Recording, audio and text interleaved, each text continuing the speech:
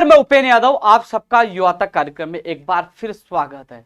युवा तक कार्यक्रम में जो हमारे मुद्दे जो वर्तमान में चल रहे हैं, आगे आने वाले समय में क्या क्या भर्तियों की परिस्थितियां होंगी और युवा बेरोजगारों की मांग सरकार तक क्या है, इन सब मुद्दों को लेकर मैं चर्चा करूंगा। गुजरात कूच कब कर रहे हैं, कौन कौन से जिलों में युवा संवाद कार्यक्रम है और गुजरात कूच करने का उद्देश्य क्या है। सरकार से लगातार हमारी लड़ाई जारी है और युवा बेरोजगारों की वाजिब मांगों को लेकर तमाम जो वर्तमान के मुद्दे हैं, चाहे वो बजट की घोषणाएं हैं, चाहे लंबित भर्तियां हो, चाहे नई भर्तियां हो, तमाम मुद्दों को लेकर युवा तक कार्यक्रम में मैं चर्चा करूंगा आप लोगों से।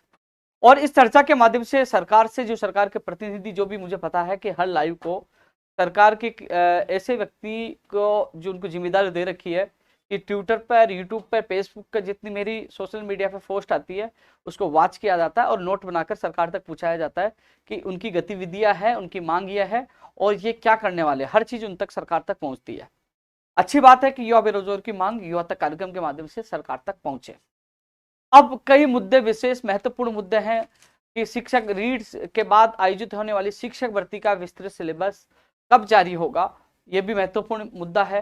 पीटीआई भर्ती में जो फर्जीवाड़ा की जो फर्जी डिग्री आ रही है, यह भी महत्वपूर्ण इश्यू है। कंप्यूटर अनुदेशक भर्ती का परिणाम कब जारी होगा, रीट की आंसर की कब जारी होगी, राजस्थान पुलिस भर्ती का परिणाम कब जारी होगा, रेडियोग्राफर, लैब टेक्नीशियन, तमाम जो मुद्दे हैं उस पर लेकर इस लाइव में मैं चर्चा करूंगा। बहुत मुद्दे हैं जो आप लोगों से जुड़े हुए हैं, इस युवा तक कार्यक्रम के माध्यम से मैं चर्चा करूंगा।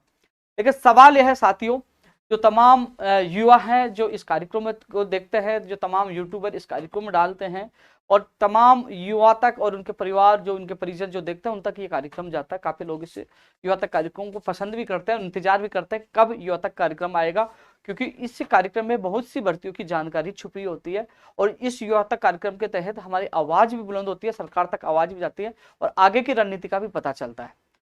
साथियों, लगातार प्रयास और संघर्ष हर भर्ती के बेरोजगारों के लिए जारी है। बीकानेर में भी जाके आया हूँ 1 अगस्त को 3 प्रमुख मांगों को लेकर। इसके अलावा आज डीओपी सेक्रेटरी हेमंत गेरा जी से मैं मुलाकात करके आया हूँ कई विभिन्न मांगों को लेकर, और कल फिर अधिकारियों से मुलाकात करने वाले हैं। और आपने देखा होगा कि अभी 3 अगस्त को चेयरमैन हरिप्रसाद जी से भी मैंने मुलाकात की थी, चेयरमैन अधीनस्थ बोर्ड के।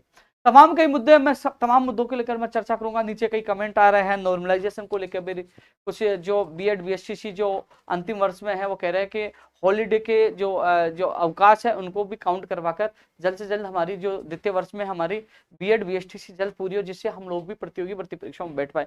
तमाम मुद्दों को लेकर मैं इस लाइव में चर्चा करने के लिए आप लोगों के बीच में आया हूँ साथियों। और जो भी है एक एक मुद्दों को लेकर आप लोगों के बीच में आया हूं। और साथियों, एक चीज और मैं बताना चाह रहा था कि हम सच के लिए लड़ रहे हैं, सच के लिए नहीं झुक रहे हैं, क्योंकि जो सच्चा इंसान होगा वो कभी नहीं झुकेगा, सच के लिए हमेशा लड़ता रहेगा। क्योंकि सच यही है कि युवा बेरोजगारों को न्याय चाहिए, उनकी मांगे पूरी होनी चाहिए, जो वाजिब मांगे हैं, चाहे वो पंचायत राज एलडीसी हो, चाहे वो पंचायत राज जेएन हो, शिक्षक भर्ती 2012 हो। तमाम जो मुद्दे हैं उसके लेकर मैं चर्चा करूंगा। लेकिन सबसे पहले मैं चर्चा करता हूं कि जो अभी हाल में क्या क्या होने वाले हैं, मैं आपको बता दूं। सबसे पहले राजस्थान पुलिस भर्ती कांस्टेबल का परिणाम अब कभी भी जारी हो सकता है, कभी भी जारी होता है। डीआईजी से मेरी कल बात हुई थी और उन्होंने कहा था कि अब 2-4-5 दिन में कभी जारी हो जाए, इसलिए मैंने कल लिखा था 10 अगस्त से पहले कभी भी, कोष्टक में कभी भी ये लिखा था। तो अब परिणाम आपका कभी भी जारी हो सकता है। राजस्थान पुलिस भर्ती कांस्टेबल का जो परिणाम के इंतजार कर रहे थे। अब टेक्निकल हेल्पर भर्ती की जो एग्जाम कब होगी, अब आपने देखा होगा कि 14 तारीख बताई गई है। जो अभी तक कह रहे हैं कि वो कई लोग कह रहे हैं ऑथेंटिक नहीं, आप ट्वीट नहीं कर रहे, वो अनुमानित डेट है, तो अभी 14 तारीख बताई। लेकिन आज मैं ऊर्जा विभाग में मैं गया था, जूनियर असिस्टेंट के जो परिणाम के लिए, जो उनके जो टाइपिंग उसके परिणाम और दोनों भर्ती हुए। लेकिन आज सारे जो कर्मचारी अधिकारी केवल वो जो तबादला सूची में बिजी थे, उन्होंने कहा 2 दिन हमें समय दीजिए, 2 दिन के बाद इस पर चर्चा करेंगे। तो अधिकारियों से आज मुलाकात नहीं हो पाई, वो तबादला सूची में व्यस्त थे। जैसे मैं मिलकर वापस आपको इसकी सूचना दूंगा ऑथेंटिक पूरी, लेकिन अभी 14 तारीख मानकर आप तैयारी करें। साथियों, शिक्षक भर्ती का जो विस्तृत सिलेबस है और 3-4 बिंदु लगातार कमेंट और ट्वीट आ रहे हैं, और मैं आप लोगों को तमाम चीजों पर चर्चा तो करूंगा। लेकिन ये शिक्षक भर्ती विस्तृत सिलेबस के बारे में मैं कहने से पहले इसमें मुझे बहुत कुछ कहना है कि कब जारी होगा, अभी तक क्या हुआ और जो हम बीकानेर जाके आए उसका परिणाम क्या है, ये सब आप लोगों को मैं तथ्यात्मक बताऊंगा। किस कारण से कल सिलेबस जारी नहीं हुआ और अब सिलेबस कब जारी होगा, इस चीज का मैं जवाब दूंगा, हर व्यक्ति का जवाब दूंगा। लेकिन उससे पहले और चीजों पर चर्चा करूंगा, क्योंकि आपको इंतजार थोड़ा सा जब सरकार करवा रही है, मुझे भी इसलिए कराना चाहिए क्योंकि आप लोगों को आवाज लगा कि चलो बीकानेर में, जयपुर से बीकानेर पहुंच गए और वहां 5-7 लोग आप लोग पहुंचे, जबकि बीकानेर में बहुत सारे लोग होंगे वहां कोचिंग कर रहे हैं। आप लोगों को आना चाहिए था ना। वहां जो जो एक और सूची की मांग कर रहे हैं 2021 भर्ती में, वो लोग थे। विशेष शिक्षक के भी बहुत कम लोग पूछे, सबसे ज्यादा लोग थे 2021 में 256, और उन सीटों को वो सूची जारी करने के वो सबसे ज्यादा थे। लेकिन जो विस्तृत सिलेबस की जो मांग ट्विटर पे, सोशल मीडिया पे कर रहे हो ना, आपको आना चाहिए था। जब मैं खुद यहाँ से जयपुर से निकलकर बीकानेर जा सकता हूँ, आपको आना चाहिए था। लेकिन आपके लिए अच्छी खबर है, बुरी नहीं है। लेकिन मैं इस पे आप पे चर्चा करूंगा क्योंकि काफी बातों के लिए चर्चा मुझे काफी चीजों को लेकर मुझे चर्चा करनी है। साथियों, सबसे बड़ा जो इश्यू है, एक कंप्यूटर अनुदेशक भर्ती का परिणाम कब आएगा। चेयरमैन मोदी जी से मुलाकात की थी और उन्होंने कहा 15 के बाद ही आएगा। आपने मीडिया में भी देखा होगा 15 के बाद ही आएगा। लेकिन संतोषपूर्वक हमें जवाब नहीं मिला कि 15 के बाद कब आएगा। 15 अगस्त के बाद आएगा। 15 अगस्त के बाद तो 15 सितंबर भी आती है, 15 अक्टूबर भी आती है, 15 नवंबर भी, दिसंबर, ये तो बताइए, तय तो करिए। 15 अगस्त के बाद 17 को आएगा, 18 को आएगा, 20 को आएगा, आप तारीख तो बता दीजिए कब जारी होगा। कोई स्थिति स्पष्ट नहीं की। मीडिया में भी आपने देखा होगा यही है कि 15 अगस्त के बाद आएगा। तो ऐसे में युवा बेरोजगारों में आक्रोश है। इसलिए हमने 8 तारीख को हम सब लोग अधीनस्थ बोर्ड सुबह 11 बजे पहुंचेंगे, अपनी मांग मजबूती से उठाएंगे कि हमें तारीख बताओ, परिणाम कब जारी करोगे। और हमारी मांग है जल्द से जल्द इसी महीने में परिणाम जारी किया जाए। आप 15 की बात करें तो बता दी 17 को, 18 को कब जारी को, लेकिन जारी की हमें तिथि बताओ। आपने कहा 15 के बाद आएगा, 15 के बाद कब आएगा ये तो बताइए। 15 के बाद आपने नहीं बताया कि कौन सा महीना कब आएगा। और हम मांग कर रहे हैं कि इसी महीने में जल्द से जल्द परिणाम जारी किया जाए। इसलिए जो तमाम कंप्यूटर अनुदेशक भर्ती के परिणाम की जो मांग कर रहे हैं, उनसे मेरा निवेदन है कि वो 8 तारीख को सुबह 11 बजे अधीनस्थ बोर्ड पहुंचे। इसके अलावा यदि परिणाम में मान लीजिए सीटें खाली रह जाती हैं, तो जो 40% की बाध्यता में शिथिलता की जो मांग कर रहे हैं, उनको विश्वास दिलाना चाहूंगा। यदि सीट खाली रहती है तो आप लोगों के लिए हम प्रयास करेंगे, आप लोगों को शिथिलता मिले, मैं पूरा आप लोगों का साथ दूंगा। लेकिन सफलता तब मिलेगी जब आप एक्टिव होकर सहयोग करोगे। तो पहले परिणाम जारी हो, हम पहले मांग नहीं कर सकते कि साहब शिथिलता दीजिए। कैसे आपको क्या पता कि सीटें खाली रहेंगी कि नहीं रहेंगी। रिजल्ट आने के बाद ही स्थिति स्पष्ट होगी, उसके बाद ही अपनी मांग करना उचित होगा। इसलिए अभी 40% की बाध्यता में शिथिलता की मांग हम नहीं करें। हमारी पहली प्राथमिकता परिणाम जारी करें। यदि सीटें खाली रहती उस समय यह मांग करेंगे। तो सभी साथी सुनिए कि 8 तारीख को 11 बजे आप लोगों को पहुंचना है। साथियों, रेडियो पर लैब टेक्नीशियन जो भर्ती का जो मामला चल रहा है कि विज्ञप्ति कब जारी होगी, लोग इंतजार कर रहे हैं। कई बार अधिकारियों से मिले, सबको ले, लेकिन कल 11:15 बजे मुख्यमंत्री जी के अधिकारियों से हमें समय मिला है। इनके प्रतिनिधि मंडल को मैंने बता दिया हम कल जा रहे हैं। एक बार फिर हमें बुलाया गया, समय मिला है। अब आशा करो कि जल्द से जल्द आपको कुछ खबरी मिले। और 21 अगस्त को हम गुजरात कूच कर रहे हैं। तो मैंने आप लोगों को पहले भी कहा था, लाइव में एक बार फिर कह रहा हूँ कि शायद रेडियोग्राफर लैब टेक्नीशियन को 21 अगस्त को हमारे साथ गुजरात कूच करने की आवश्यकता नहीं पड़ेगी। उससे पहले ही आप लोगों को खुशखबरी मिल जाएगी। रेडियोग्राफर लैब टेक्नीशियन भर्ती का अभ्यर्थियों को पहले ही खुशखबरी मिल जाएगी। कल हमें बुलाया गया है, तो कहीं ना कहीं जल्द ही आपको रात भर खबर मिलेगी। इसके लिए हम लगातार प्रयास करें। मुझे पता है हर संघर्ष में आप साथ थे, जेल गए वहां साथ थे, लाठियां खाई वहां साथ थे। तो इसका परिणाम अब मिलेगा, क्योंकि मुझे पता है इंतजार करते करते आप लोग थक चुके हैं। लेकिन हम भी संघर्ष करते करते नहीं थके, संघर्ष कर रहे हैं। और जब तक आपकी विज्ञप्ति जारी नहीं हो जाए और आपकी भर्ती प्रक्रिया शुरू नहीं हो जाए और पूरी नहीं हो जाए, जब तक मैं आपके साथ हूँ। कल एक बार 11:15 बजे हम अधिकारी से मुलाकात कर रहे हैं। जल्दी आपको रात भर खबर मिले, जो भी सूचना होगी आपको ट्वीट करके या फेसबुक पर डाल के बता दिया जाएगा। साथियों, पीटीआई भर्ती के भी काफी अभ्यर्थी हैं। जो पहले 2018 में 22,000 आवेदन आए, 22 में भी 4,000 लोग लगे, कुछ लोग अपेयरिंग में थे। अब कहा जा रहा है कि जो 4 साल के जो यहाँ राजस्थान में कोर्स है, करीब 3,000 लोग ही राजस्थान से पास होते हैं। तो लगभग 20-22 हजार लोग अभी तक जो आंकड़े के अनुसार होते हैं, लेकिन अब हो गए 54 से 55,000। यानी कि अचानक इतने डिग्रियां कहाँ से आई, ये जांच का विषय है। सख्ताई से जो बाहर से डिग्रियां लाई गई उनकी जांच हो, ये मांग भी अधीनस्थ बोर्ड हम चेयरमैन साहब से मिलकर मजबूती से रखेंगे। 8 तारीख को ही रखेंगे। आप सब भी पूछिए, 8 तारीख को मजबूती से मांग रखेंगे कि पीटीए की जो फर्जीवाड़े की जांच की जाए, क्योंकि फर्जी व्यक्ति योग्य अभ्यर्थियों के भविष्य पे डाका नहीं डाले, उनके भविष्य के साथ खिलवाड़ नहीं करे, ये मांग भी। क्योंकि फर्जी व्यक्ति के पार करना चाहिए। इसके लिए मैं आप लोगों के साथ हूँ, मजबूती से आपकी आवाज उठाई जाएगी और उम्मीद है कि हमेशा की तरह हमारा संघर्ष कामयाब होगा। पहले भी संघर्ष किया, 460 से 5546 आपकी पोस्ट आई, ये आपके और हमारे संघर्ष का परिणाम है। तो ये परिणाम भी आएगा। कंप्यूटर अनुदेशक भर्ती के इंतजार करने जो अभ्यर्थी उनको भी परिणाम मिला, संविदा से स्थायी भर्ती। तो संघर्ष लगातार करते रहिए, परिणाम एक दिन जरूर मिलता है। सच्चे दिल से और ईमानदारी से किया गया संघर्ष हमेशा कामयाब होता है। मैं चर्चा करूंगा, मैं सब पे चर्चा कर रहा हूँ, चर्चा सब पे कर रहा हूँ। मैं कनिष्ठ अनुदेशक भर्ती विकास मीणा जो है इसमें एक्टिव है, कृष्ण कुमार है, वो तमाम साथियों से कनिष्ठ अनुदेशक भर्ती को लेकर आप संपर्क कर लेना। और हमने रणनीति बनाई है, ये कनिष्ठ अनुदेशक भर्ती को जानबूझकर ठंडे बस्ते में डाल रखा है। और अभी भी जो कनिष्ठ अनुदेशक भर्ती का इंतजार करने वाले अभ्यर्थी नहीं जागे, तो ये जानबूझकर नियमों में संशोधन की फाइल पिछले कई महीने से घूम रही है। और उन्होंने हमें कहा था फरवरी मार्च तक विज्ञप्ति आ जाएगी, अप्रैल भी निकल गई, मई भी निकल गई, जून भी निकल गई, जुलाई भी निकल गई, अगस्त निकल रही है, और अभी तक कोई अता पता नहीं है। तो हम लोग इसमें रणनीति बना रहे हैं, और ये जो गुजरात कूच में कनिष्ठ अनुदेशक भर्ती की विज्ञप्ति जारी हो, ये भी अहम मांग होगी। ये प्राथमिकता के साथ ये मांग रखी जाएगी, इसकी विज्ञप्ति जल्द से जल्द जारी है। ये लोग इनसे संपर्क करिए, विकास मीणा जी से और कृष्ण कुमार जी से।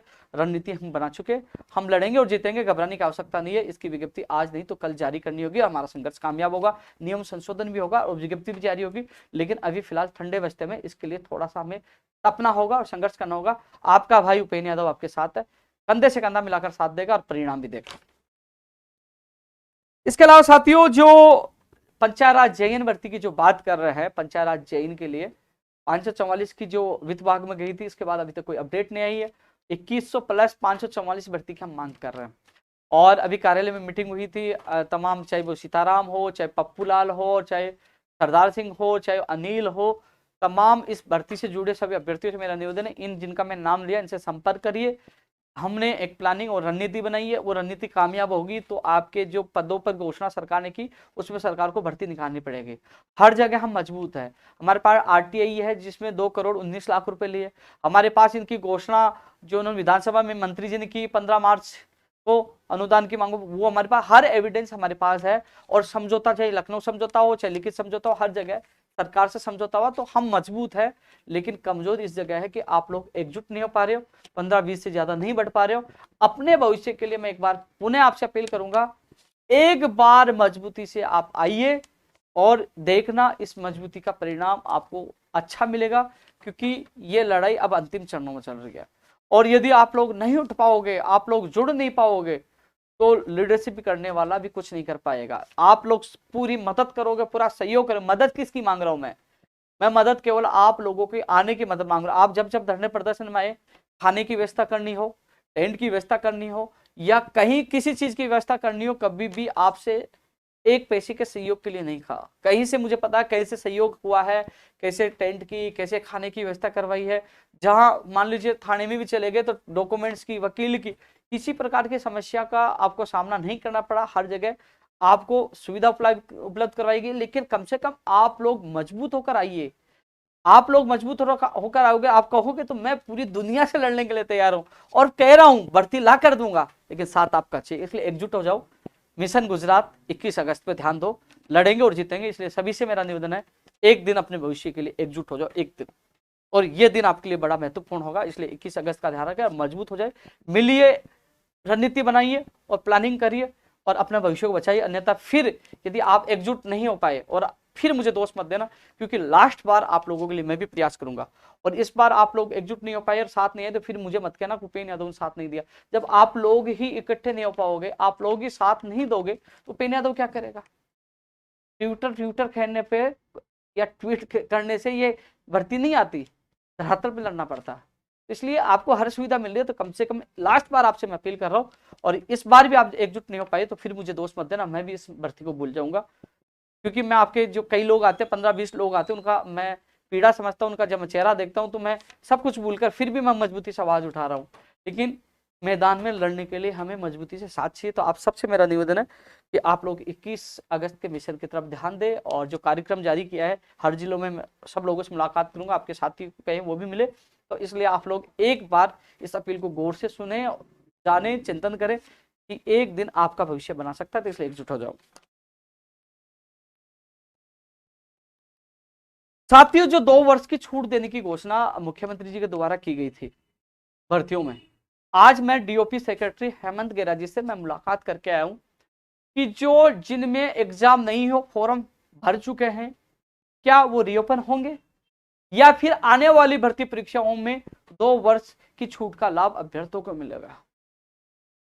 क्या जो भर्ती प्रक्रिया जो जिनके एग्जाम होनी, क्या उनके एग्जाम हो पाएगी या नहीं हो पाएगी, परीक्षा फॉर्म दोबारा भरे जाएंगे। सारी चीजों का जो सवाल आपके मन में चल रहा है कि मेरी पीटीआई भर्ती होगी कि नहीं होगी 25 सितंबर को, फर्स्ट ग्रेड होगी कि नहीं होगी, सेकंड ग्रेड होगी कि नहीं होगी, और सबके दिमाग में ये सवाल वास्तव वाजिब भी है। मैं डीओपी सेक्रेटरी साहब से मुलाकात की, उन्होंने कहा इस पे सरकार को निर्णय लेना है, जल्दी ही इस महीने में हम निर्णय ले लेंगे। अभी तक निर्णय नहीं हुआ है कि करना क्या है, यानी कि अभी तक मुख्यमंत्री जी ने घोषणा की है, लेकिन रूल्स अमेंडमेंट भी होंगे, कैबिनेट में भी जाएगा ये रूल्स जो छूट वाला, और उसकी अधिसूचना भी जारी होगी, जिसमें थोड़ा सा समय लगेगा। उन्होंने कहा जिसमें थोड़ा सा समय लगेगा, लेकिन ये 2 साल की छूट वाला कहां से, यानी कि जो जिनके एग्जाम नहीं हुई, विज्ञप्ति जारी के आवेदन होंगे, उनको भी छूट दी जाएगी या फिर आने वाली भर्ती परीक्षा में दी जाएगी, इस पर निर्णय होना बाकी है। अभी संशय बना हुआ, मैंने ये कहा कि जल्द से जल्द इस पर निर्णय किया जाए। अभ्यर्थी बहुत ज्यादा परेशान है, कई महीनों से तैयारी कर रहे हैं। अब उन्होंने कहा कि जल्दी इस पे फैसला हो जाएगा, लेकिन यह स्थिति स्पष्ट उन्होंने नहीं की। लेकिन इस रूल्स अमेंडमेंट में थोड़ा समय लग सकता है, 15-20 दिन, महीना 1.5 महीना भी लग सकता है, और इसकी अधिसूचना जारी होने में जो लगभग आसपास की परीक्षाएं हैं अगस्त सितंबर में वो एग्जाम हो सकती हैं, संभावना है वो एग्जाम हो सकती है, क्योंकि रूल्स में समय लगेगा। लेकिन और जैसे सीईटी की विज्ञप्ति जारी होनी थी, सीईटी की विज्ञप्ति इसलिए जारी नहीं हुई, उसमें जो योग्यता से संबंधित एक नियम संशोधन हो रहा है, योग्यता संबंधी नियम संशोधन और अधिसूचना जारी होगी, और ये 2 साल बाद, ये 2 वजह से भर्ती की विज्ञप्ति इस वीक में जारी होने वाली थी, इस कारण से रोक दी गई, उसमें भी समय लगेगा। हम तो मांग कर रहे हैं सरकार से कि सीईटी से सारी भर्तियों को बाहर कर दो, चाहे एलडीसी भर्ती हो, चाहे जूनियर अकाउंटेंट हो। सीईटी की वजह से ये भर्ती प्रक्रिया लेट हो। हम तो लगातार मांग कर, अभी मांग करें बाहर कर दीजिए, इसकी वजह से आपको नियम संशोधन करने की आवश्यकता नहीं पड़ेगी, ये भर्ती और लेट होगी। पूरा प्रयास करें, लेकिन ये प्रयास माननीय मुख्यमंत्री से मुलाकात हो तब ना। हमने सीएमओ में मैंने 4 बार टाइम लिखवाया कि मुख्यमंत्री जी से मुलाकात करवा दिए। धर्मेंद्र राठौड़ जी से मिलकर मैंने कहा मुख्यमंत्री जी से मुलाकात करवा दीजिए। कल मुख्यमंत्री जी के अधिकारियों से मिलना, उनसे मैं निवेदन करूंगा।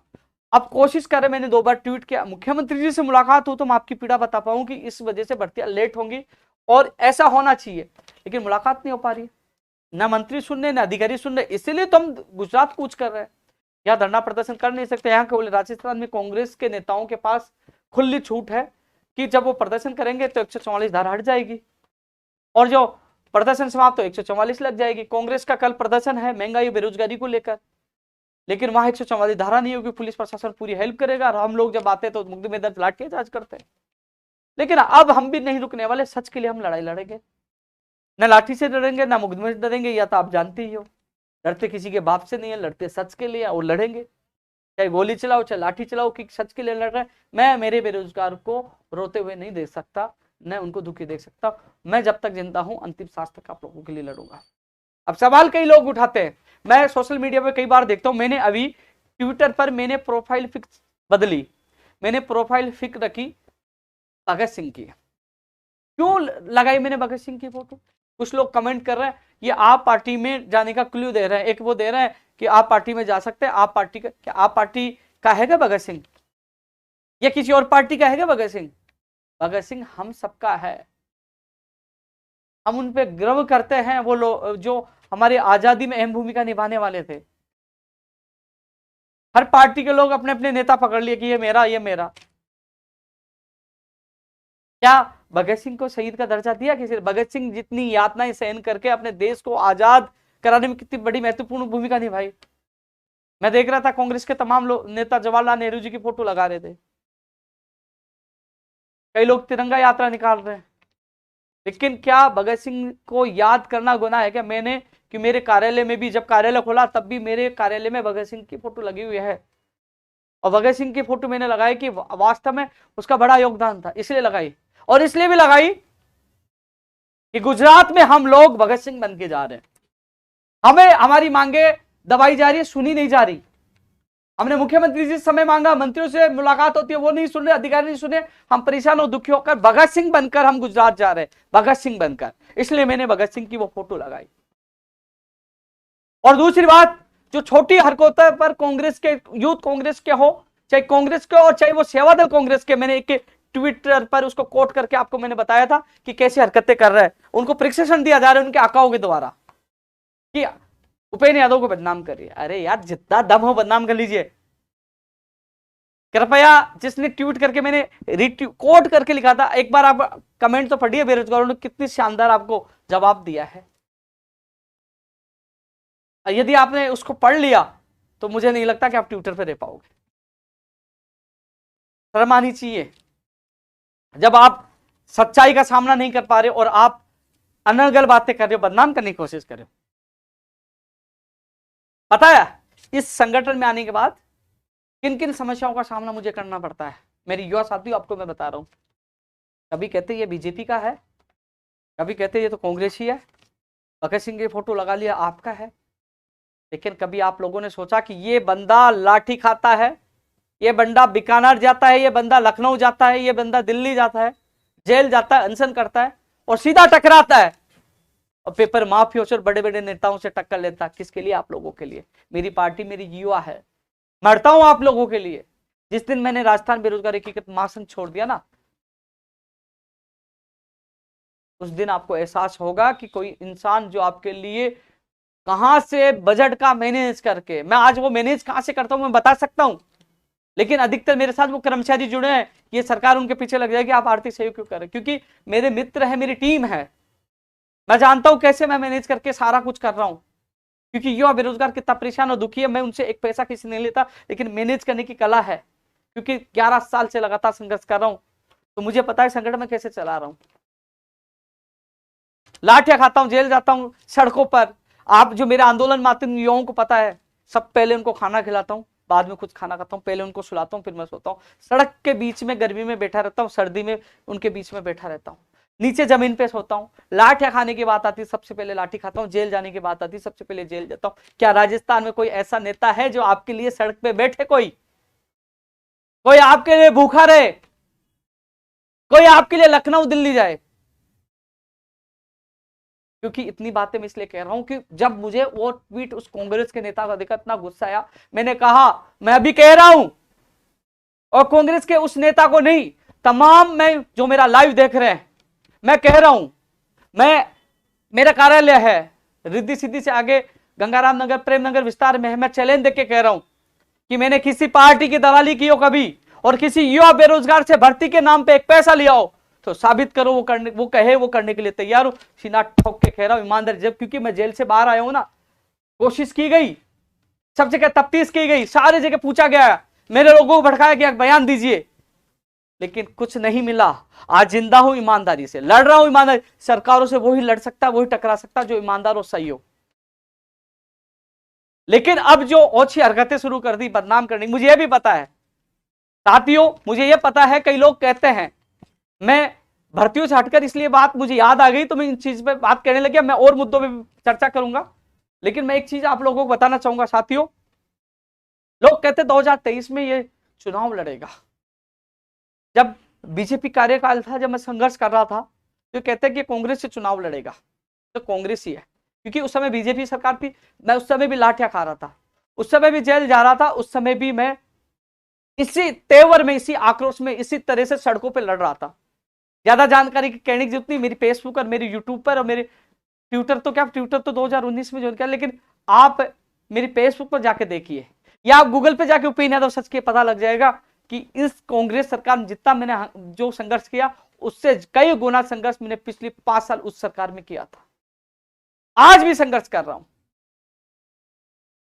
लेकिन कभी झुका और दबा नहीं। अब कह रहे अगली बार, अरे यार मैं एक चीज आपको बता दूं, जागृति स्कूल का नाम आया, मैं वहां प्रदर्शन करने गया, झोटवाड़ा निवारी रोड पे जागृति विद्या मंदिर स्कूल में मैं प्रदर्शन करने गया। वहां मेरे किसी एक मीडिया पत्रकार था झोटवाड़ा उधर रहने, उनका फोन आया कि राजेंद्र शर्मा जी आपसे मिलना चाहते हैं, यानी कि स्कूल के मालिक, यानी कि धीरज शर्मा के पिता धीरज शर्मा जेल के अंदर है, और राजेंद्र शर्मा जी जो मंजू शर्मा जी विप्र बोर्ड की उपाध्यक्ष है, उसके पति हैं, वो स्कूल उनकी है, अंग्रेजी और हिंदी माध्यम की स्कूल है, बड़ी बिल्डिंग है, लेकिन वहां सीएचओ का पेपर लीक होने का मुकदमा दर्ज हुआ। कांस्टेबल भर्ती परीक्षा पेपर लीक में धीरज शर्मा जो संचालक बताया जा रहा, पुलिस की रिपोर्ट में, मैं नहीं कह रहा, पुलिस के प्रेस नोट में है कि वो संचालक बताया जा रहा है उस स्कूल का, वो जेल के अंदर है। यानी कि 2 भर्ती परीक्षाओं का मामला जागृति स्कूल से आया, उसकी मान्यता रद्द नहीं की गई, क्योंकि वो कांग्रेस की बड़ी नेता जो विप्र बोर्ड की उपाध्यक्ष है, 3 बार कांग्रेस की पार्षद रही और एमएलए का टिकट मांग रही थी, वो कांग्रेस की वो नेता थी, इसलिए उसकी मान्यता रद्द नहीं हुई, संपत्ति जब्त नहीं हुई, और भी लोगों का पर्दाफाश नहीं हुआ। दिवाकर पब्लिक स्कूल के बाहर मैंने प्रदर्शन किया, उसके 2-3 दिन बाद ही उसकी मान्यता रद्द कर दी गई।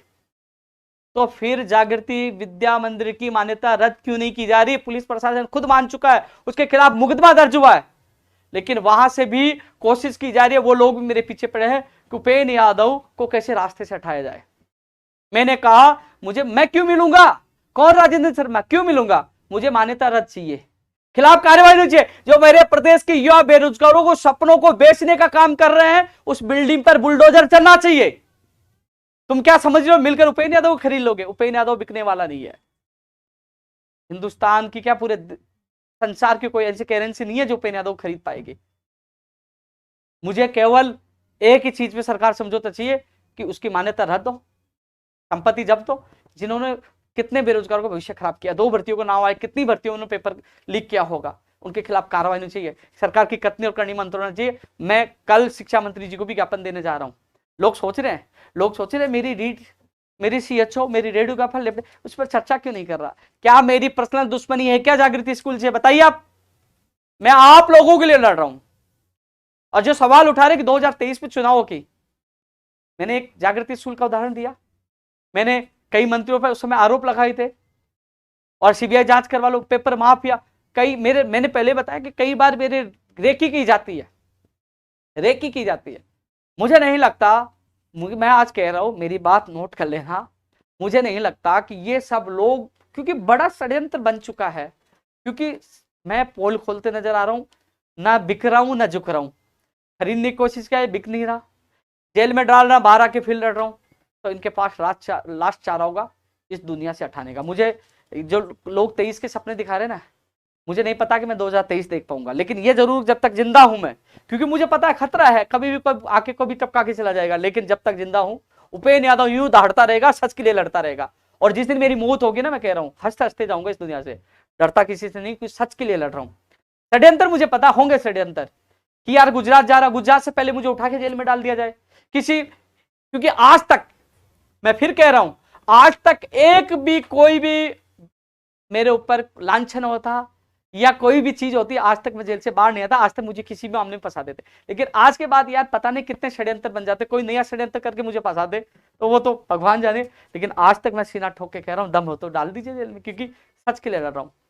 लेकिन फिर भी मैं आप लोगों को इतनी चीजें इसलिए बता रहा हूं क्योंकि कई बार उस समय मामला गर्म हो, उसको ठंडा कर दिया, लेकिन मुझे जो इनपुट मिलते, कई बार मैं देखता हूँ यार ये लोग क्यों घूम रहे मकान के, जब वो देखते मुझे घूर के देखते, कई बार मैं देखता हूँ तो मुझे शंका होती है कि कहीं ना कहीं कोई प्लानिंग, कोई रणनीति है।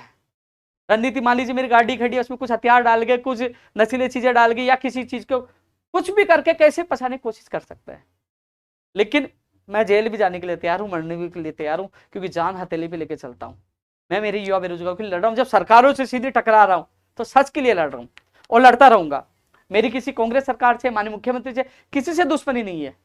केवल मैं इसलिए झुक नहीं आ रहा कि आपने जो कहा वो करिए। आपने 1 लाख भर्तियां बजट में घोषणा की, लेकिन उनका वर्गीकरण तो करिए कि कौन कौन से विभाग में, कौन कौन से पदों पे, कितने पदों पे वैकेंसी आएगी, कब विज्ञप्ति जारी होगी और कब तक ज्वाइनिंग होगी, उनका वर्गीकरण करिए। मुख्यमंत्री जी, आपसे हाथ जोड़ के निवेदन कर रहा हूं, मीटिंग करिए, बताइए वो 1 लाख भर्तियां कौन सी है, लोगों को पता चले वो तैयारी किसकी करे। जो लंबित भर्तियां वो नहीं हो पा रही, नई भर्तियां, तो इसलिए लड़ाई चलिए। जो लखनऊ समझौता हो, मंत्रियों का समझौता, तमाम मांगे पूरी हो, और मांगों के लिए मैं लड़ रहा हूं। मेरी कोई पर्सनल मांग नहीं यार। यदि कोई मंत्री, एमएलए या कह दे कि उपेंद्र यादव ने कोई पर्सनल किसी का तबादला करवाया है कुछ, मैं तो कभी तबादले के लिए नहीं जाता। कई लोग मेरे मित्र आते हैं, यार आप मंत्री से सीधे मिलते, मेरा तबादला करा, मैं हाथ जोड़ लेता हूँ। भैया मैं तबादला करा लूंगा तो बड़ा एहसान हो जाएगा, मुझे फिर झुकना पड़ेगा, मैं झुक नहीं सकता, क्योंकि मैं मेरे युवा बेरोजगारों को, सपनों को मुझे बचाना है। मैं हाथ जोड़ के मना कर देता हूँ। कई लोग मेरे दोस्त नाराज हो जाते हैं। नहीं तो मैं जा सकता हूँ, जानकारी में मिलता हूँ मंत्री साहब, 2 तबादले करते, नहीं करेंगे क्या? लेकिन नहीं, क्योंकि मैं स्वाभिमानी जिंदगी जी रहा हूं, क्योंकि मैं चाहता हूं कोई एक छोटा सा भी आरोप न लगाए, मैं मेरे बेरोजगार के लिए जी रहा हूं। मुझे पता है ये चीजें आपको लग रहा है कि मेरी भर्ती के बारे में क्यों नहीं बोल रहे, आप ये एक्स्ट्रा चीजें क्यों बोल रहे हो, क्योंकि कई बार जो आदमी मेहनत करता भागता है तो वो उसके दिल से आवाज निकलती है। वो विशेष शिक्षकों के अधिक से अधिक पद निकालने की मांग थी। रीट के बाद जो शिक्षक भर्ती उसका विस्तृत सिलेबस, और जो रीट 2018-21 में जो पद खाली थे, कई लोग कह रहे कि पद खाली है, 256 पद खाली है, ये पद खाली है, सूची जारी नहीं हो रहे, कार्यालय लोग चक्कर काट रहे थे। अब मैं शिक्षक भर्ती के विस्तृत सिलेबस के बारे में बात करना चाह रहा हूं। मंत्री जी से मैं मिला। अब एक चीज और बता रहा हूं, जो कई लोग विस्तृत सिलेबस के लिए बात कर रहे हैं ना कि अभी तक क्यों जारी नहीं हो, अब आ रहा था, अब आ रहा था, अब आ रहा था, आ जाएगा आ जाएगा आ जाएगा, अभी तक क्यों नहीं आया, सवाल इस पे उठा रहे। आप सोचिए, उपेंद्र यादव के अलावा कोई गया, किसी ने भाग दौड़ की, किसी ने फोटो खिंचवा के डाल दी, ट्वीट कर दिया, उसको आपने मान लिया। पता है पहले हम लड़ाई लड़े कि कठिनाई स्तर कम हो, क्योंकि लेवल फर्स्ट में इतना कोई दिक्कत नहीं, लेवल फर्स्ट में 12वीं तक का है, वो तो 12वीं करके आप बीए करके आप बीएसटी से डीएलएड कर रहे हो तो आप साइन कर सकते, लेकिन वो ग्रेजुएशन लेवल का था, फर्स्ट के सेकंड के लेवल का उनका कठिनाई स्तर था, तो उनका कठिनाई स्तर कम करवाया कि नहीं करवाया? आपका सबसे ज्यादा जीके जुड़वाया कि नहीं जुड़वाया आपके सिलेबस में? और अब आपका विस्तृत सिलेबस के लिए पता है मुझे मंत्री जी एक बार, 2 बार, 3 बार, 4 बार मिले। जब मंत्री जी से मिलने के बाद एसीएस शिक्षा विभाग से मुलाकात की, नहीं मेरे पास लेटर नहीं आया, मैं उन्हीं एसीएस के सामने मैंने कहा ठीक है कल आपके पास लेटर आएगा। फिर दोबारा गया और मैंने कहा मंत्री जी को कि मंत्री जी आप लिखिए इस पे, क्योंकि वो एसीएस साहब ये कह रहे हैं पीके गोयल जी कि मेरे पास लिखित में कागज आएगा तब मैं मीटिंग बुलाऊंगा बोर्ड की और बीकानेर निदेशालय की शिक्षा मंत्री की अध्यक्षता में। आपने देखो कि मैंने नोट करवाया, लिखवाया, आपने देखा हो तो, जो हवा में बात करते हैं ना कि क्या हुआ सिलेबस का, एक एक चीज के लिए 10-10 बार भागा हूं आप लोगों के लिए, लिखवाया और जाके एसीएस साहब को मैंने दिया कि ये लो साहब। फिर उन्होंने फिर 7 तारीख की मीटिंग रखवाई, फिर वो जो चुनाव की वजह से वो उदयपुर चले गए, सब लोग उदयपुर से वापस आए, एसीएस साहब 20 तारीख तक बाहर चले गए, और उसके बाद 24 तारीख को मीटिंग हुई, और उसके बाद 28 तारीख को जो उसके मिनट्स आए, फिर मामला ठंडे अवस्था में, फिर शिक्षा मंत्री जी से मिला, फिर शिक्षा मंत्री जी ने फोन किया। अब शिक्षा मंत्री जी थोड़े सीधे हैं, उन्होंने फोन मेरे सामने भी किया, बात भी रखी कि यार मैंने निदेशक महोदय जी को बोल दिया। मुझे फिर कार्यालय आया तो मुझे विशेष शिक्षा वाले मिले, उधर वो सूची जारी करवाने वाले, मैंने कहा यार निदेशक जी सुन नहीं रहे, अब तो बीकानेर जाना पड़ेगा। ऐलान किया, फिर जयपुर से मैं निकला एक दिन पहले और बीकानेर पहुंचा, और वहां भी बीकानेर पूछा तो वहां भी मंत्री जी ने हेल्प की, उन्होंने निदेशक जी को बोल दिया कि इनकी मीटिंग में निस्तारण करिए, ये लोग यहां बैठ जाएंगे धरने पे। हम गए वहां, धरना किया, प्रदर्शन किया, वहां बैठे। जब निदेशक जी से मुलाकात हुई, निदेशक जी ने कहा कि हमारे पास मैसेज था आप लोग आओगे, मैंने एक दिन पहले ही बीकानेर से टीम जयपुर भेज दी है। मैंने कहा बहुत अच्छी बात है। फिर हमारे सामने डिप्टी जो डायरेक्टर थे उनको कहा कि आप उनको फोन करिए जो बीकानेर से जयपुर गए, उनको कहिए कि जब तक सिलेबस का काम नहीं हो वो बीकानेर नहीं आए। हमारे सामने जो हम कम से कम 5-6 लोग हमारे डेलीगेशन पुलिस वाले वहां मौजूद थे। मैंने कहा यार तो निदेशक जी फोरम में है, बोल रहे हैं कि, मैंने कहा अच्छी बात है, वो नहीं आए तो हमारा सिलेबस जारी होना चाहिए, विस्तृत सिलेबस हमारे सामने, क्योंकि उनको पता ही है यहां से नहीं जाएंगे, बोला उन्होंने। और सोमवार को ही जब हमारी जो बात हो रही थी और उन्होंने कहा कि हम लोग अभी ही अधीनस्थ बोर्ड जा रहे हैं, जब हमारी वार्ता हो रही थी, और अधीनस्थ बोर्ड सोमवार को ही पहुंच गए। सोमवार, मंगलवार, बुधवार तक काम चला आपके विस्तृत सिलेबस को लेकर काम चला। और अब कल शाम को अधिकतर सारा काम हो गया था। जब मैं सुबह 3 तारीख को जब चेयरमैन साहब से मिला, क्योंकि वहां ऑडिटोरियम में जो कृषि युवा संवाद कार्यक्रम था, मैं वहां गया था, मैंने कहा चेयरमैन साहब से मुलाकात कर लेता हूँ। चेयरमैन साहब ने कहा कि 99% आज सिलेबस हमारी तरफ से सिलेबस जारी हो जाएगा। मैंने आप लोगों को कहा कि चेयरमैन साहब से मिलाऊं और लगभग सिलेबस जारी हो जाएगा। अब समस्या यह आई कि वहां 3 दिन से टीम तो आ रही थी, उनको जो बोर्ड की तरफ से टीम भी थी, कुछ विषय के विशेषज्ञ भी आ रहे थे। लेवल प्रथम का हो चुका था, लगभग पूरा तैयार हो गया। लेवल प्रथम सेकंड में विषय अनुसार तैयार हो रहा था। बोर्ड की तरफ से जितनी हेल्प थी वो कर दी, लेकिन समस्या आई कि जो सिंधी का और पंजाबी का मुझे ये भी पता है सिंधी और पंजाबी का, और जो सिंधी और पंजाबी जो और भी विषय हैं उनका उन्होंने और जिलों से जो इस भाषा के अच्छे ज्ञाता है उनसे ये विस्तृत सिलेबस तैयार करवाया था। उन्होंने कहा कि पहले यह था कि यहाँ के विशेषज्ञ तैयार कर देंगे, लेकिन वो नहीं आ पाए। अब नहीं आ पाए तो उन्होंने अन्य जिलों में वो विस्तृत सिलेबस के लिए तैयार करवाए, उनको भेजा गया। उन्होंने कहा वो टीम वापस लौट चुकी है। और मैं आपको अच्छी बात बता दूं कि अन्य जिलों में जैसे गंगानगर से आपने पंजाबी का करवाया, ठीक है, सिंधी का करवाया, तो वो विस्तृत सिलेबस जो उनको तैयार करने के लिए दिया गया था वो भी बीकानेर आज रिपोर्ट वो भी चली गई है। अब आप कह रहे हैं कि यार कल जारी क्यों नहीं हुआ? भैया ये क्या आ गया ये पीछे, ये कहां से चालू हो गया इससे? बोले सिलेबस जारी क्यों नहीं हुआ, आज जारी होने वाला था। अरे भाई अचानक दिक्कत, आप सवाल उठाओगे नहीं ये सब सिलेबस खराब आ गया, ये गड़बड़ी होगी। यार वो देखते हैं, अब उसको कल पुटअप करेंगे, उसको एक बार जांचेंगे, देखेंगे। जारी करने से पहले जिम्मेदारी उनकी बनती है, वो इसको उसके बाद जारी करें। अब कह रहे हैं कि कब जारी होगा? भैया इससे ज्यादा मैं कुछ नहीं कर सकता भाई। जयपुर से बीकानेर भी गया हूँ, वहां लड़ा हूं, बैठा हूं, मंत्री के कितने चक्कर काटा हूं, आपका घटना स्तर कम करवाया, जीके जोड़ा, एसीएस के चक्कर काटा है, कल चेयरमैन से मिला हूं। और अब मेरी लगातार निदेशक मोदी जी कह रहे कि भाई जी आप इतना फोन क्यों करते हो, क्यों परेशान करते हो? नाराज चल गए, वो नाराज हो गए मेरे से कि हम जारी कर रहे, इतना प्रेशर मत बनाओ। लेकिन फिर भी निदेशक जी ने हमारे सामने ही बोला कि आप जयपुर से बीकानेर तभी आना जब काम होने, उनका काम हो गया तब गए, क्योंकि वो सिंधी और जो पंजाबी वाला मामला था वो अन्य जिले से कराया, यहाँ विशेषज्ञ नहीं मिल पाया, वहां से उन्होंने करवाया और वो उनके बीकानेर पहुंच चुके हैं। वो भी जो और विषय जो रह गए थे उनका पहुंच चुके हैं।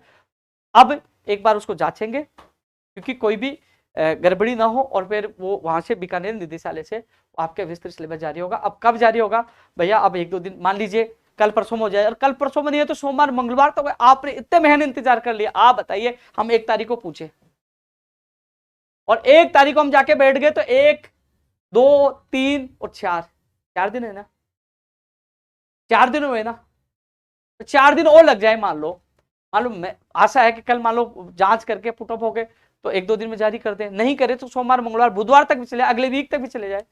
यार हमने देखो, आप बताइए कि हम वहां जाके प्रेशर बना रहे हैं, तो आप जो साथी गए उनको बहुत बहुत धन्यवाद। उस जो साथी गए 5-6 लोग पूछे थे सिलेबस वाले, वो सूची जारी करवाने सबसे ज्यादा थे, और कुछ 10-15-20 लोग थे वो विषय शिक्षा वाले, इसलिए वो भीड़ हो गई,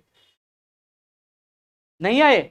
फिर भी प्राथमिकता मांग रखी और अब परिणाम मिलने वाले वो भी आप लोगों को संघर्ष। इतनी स्टोरी आप इसलिए बता रहा हूँ, कुछ सवाल उठाते कब आएगा कब आएगा, आपने कहा आ जाएगा, आपने कहा फिर क्यों नहीं आए। अरे भाई परिस्थितियां बदल गई, विशेषज्ञ नहीं मिला तो उन्होंने दूसरे जिले से बना दिया, 1 दिन लेट हो गया, 2 दिन लेट हो गया। आपने इतने महीने इंतजार किए, 2-4 दिन इंतजार नहीं कर सकते आप? कभी घर से निकल के चक्कर काटना मंत्री जी का, और कभी निदेशालय चक्कर काटना, और वहां एसीएस शिक्षा आप जाना मिलना, फिर पता चलेगा कि कहाँ कितनी देर खड़ा देना पड़ता है, मिलना पड़ता है, क्या क्या इंतजार करना, कितना भागना पड़ता, तब एहसास होगा। इतनी भाग दौड़ के बाद ये काम हो पाया, तो कम से कम संयम रखिए। दुख इसलिए होता है कमेंट करते नहीं आपने झूठ बोला, अरे झूठ थोड़ी बोल रहा हूँ यार, जो मैं कहता हूँ ना वो चीजें आप पता कर लिया करो जाके। ये वीडियो होता है ना, उसको ले साहब ये उपेन यादव ये वीडियो में ये बोल रहा है, ये रिकॉर्ड होता है, ये ऑनलाइन रहता है, आपको पता है। इसलिए आप थोड़ा सा संयम रखिए। इस वीक में पूरी संभावना नहीं हो तो अगले वीक में, क्योंकि मान लो कोई अब उन्होंने तैयार किया है, जारी कर रहे हैं, तो शायद उसमें कुछ गड़बड़ी नहीं हो, कुछ गलतियां ना हो, तो जांच करवा रहे हैं, उसमें 1-2 दिन एक्स्ट्रा भी ले लेते हो, तो इसलिए भोखला अपने उसे घबराना नहीं चाहिए, क्या हुआ क्यों नहीं आया। तो थोड़ा सा आप संयम रखना, आप टीचर बनने जा रहे हैं, आपसे मैं नहीं दूंगा, संयम रखो। लेकिन एक चीज मैं आपको बता दूं, एसएसटी वालों को बहुत ज्यादा फायदा है, 60 क्वेश्चन तो आएंगे, इसलिए एसएसटी के विषय में भी कई जीके के क्वेश्चन आएंगे, और सिलेबस इस बार बड़ा लेंथी नहीं होगा, जहां तक मेरी बात हुई है। वो कह रहे हैं कि सिलेबस अच्छा है, ज्यादा बड़ा नहीं छोटा है, और अच्छा बता रही है उनका, अभी तक आएगा तो पता चलेगा। कई लोगों से मेरी बात हुई, कह रहे अच्छा होगा। सिलेबस को लेकर बहुत लंबी चर्चा हो गई, लेकिन जो भी स्थिति होगी मैं आप लोगों को बता दूंगा, क्योंकि कॉपी पेस्ट करने वाले बहुत आ जाएंगे। पता है पूरा प्रेशर हमने बनाया, धरना प्रदर्शन हमने किया जयपुर से बीकानेर की। अब कोई वो होंगे ना खबरी, वो पता करेंगे किसी एलडीसी भाई साहब बता देना, वो कहेगा आज जा रही हो, फिर कहेगा बिग ब्रेकिंग न्यूज सिलेबस आज जा रही हो, हमारा संघर्ष हुआ काम यार। अरे बेवकूफ, तू घर छुपा बैठा था तब जब हम बीकानेर प्रदर्शन करे, वहां बैठे थे, यहाँ मंत्री जी के चक्कर काट रहे थे, बोर्ड चक्कर काट रहे थे, तब तू घर बैठे थे, आपने आके बैठा बिग ब्रेकिंग। और जो लोग है ना सबसे पहले, हाँ यार भाई सबसे पहले न्यूज दी है, जारी होगा, हमने करवा दिया। सोचा करो उसके पीछे कौन मेहनत कर रहा है। ये राजस्थान की हर भर्ती में हम लड़ रहे हैं।